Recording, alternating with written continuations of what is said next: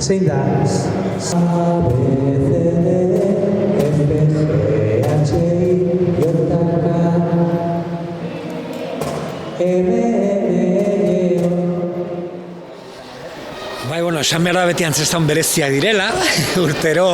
antzerki jaialdi txikik beti berezia direla, baina bai egia da urtengoa oso berezia.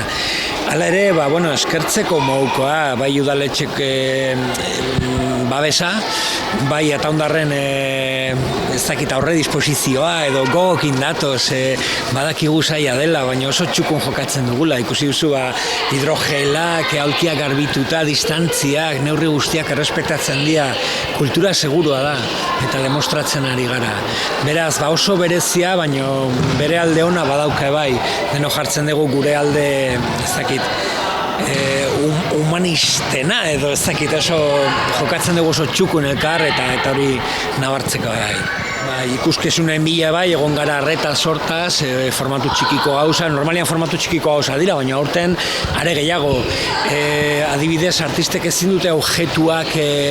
konpartitu publikoarekin, voluntarioak ezin dira atera, hori murrizten du gure intentzioa eta gure programazioa.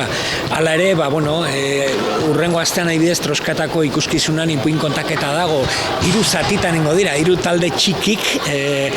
ikuskizun motzagoa izango da, 3 aldiz errepikatuko da, denok parte hartzeko eta aukera izateko denok hortik pasatzen, naiz eta badakigu aforoa oso zaila izango delako betetzen, ez? Bai, berez gaur izan behar ziren bapatean zirkoa, da bak ikuskizunarekin, baina azken momentuan taldeko batek deitu digu, sukarrakin eta zegoela eta berezia ere, ez? Probak eta ez dakiz zer, eta azken orduan lortu dugu Iñaki Carretero ipuin kontalari Arabarra etortzea, izugarria, egon zan hemen goindela 4-5 urteola, eta oso ondo pasa dugu, publiko familiarrentzako behintzako sartzeko modukoa. Ostiraren izango dugu troskaetan Ines Bengoa, Iturri Zarreko ipuina kontatze, justu Iturri ondoen egingo dugu, tabernaz kanpo, eguraldi hona egiten badu noski, bestela goiko ganbaren egingo dugu, eta talde txikiago izango dira are gehiago, baina nire ustez ikuskizun oso polita eta garai bateko historioak ekartzen ditu, deno dakigu Iturri ondoen ze gauza kontatzen ziren garai batean, eta seguro zerrekin konektatzen dutela, ez? Jose Miguel Barandiaran eskolan izango dira zirko txosko taldekoak, Arine eta Oskar Paez, trapezio, zirkoa, oso komikoa, clown eta zirko disiplinak nazten dituela ikuskizun bat, gozatzeko ebai, disfrutatzeko, eskolan badakite ebai, irakasle kristonan egiten ari dira eta badakite neurrik errespetatzen, así que seguro gaude antxe eskolan. Gero izango dugu, gure taldeko lagun batzuekin txangozatu ikuskizuna,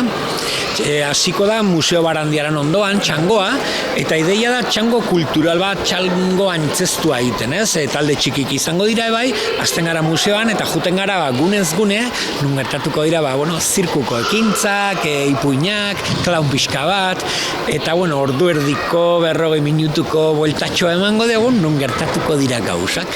Eta bukatuko dugu, aipatu duguna, herri antzokian aldatzen laguntzen antzerki taldeak, egon ziren hemen ebai, txiki egonda bera bakarrik, Jon Martinez txikik egon zan bakarrizketak eta, baina bere taldekidearekin, Saio Arroiorekin egon ziren ebai, eta estrenatu dute aurten Birritan Bortxatua, oso gai potente, hau bai helduentzat, beste saio guztik familiarrak dira, baina hau espreski helduentzat, ezin dira jun, gogorra, baina nire ustez beharrezkoa, bizi garen momentuan beharrezkoa, ostiko hori jasotzea, ostiko emozional hori ez, sopapo hori esateko hau gertatzen ari da ere. Mila esker zuei, mila esker ataungo publikoari, zoragarria da aurre disposizioa eta nola laguntzen dut jasotzen eta auzolana, lekun batean ikusten bada zertan auzolana, hemen da adibide ona, eta baita ere udaletxeei eta antolatzaileei, porque beti atzeti daude, esfortzu handia da, ez da erresa gauzak antolatzea, ez da erresak erabakik hartzea ere, eta askotan oso kritikoak izaten gara, kasu honetan eskerrak eman bari jogu.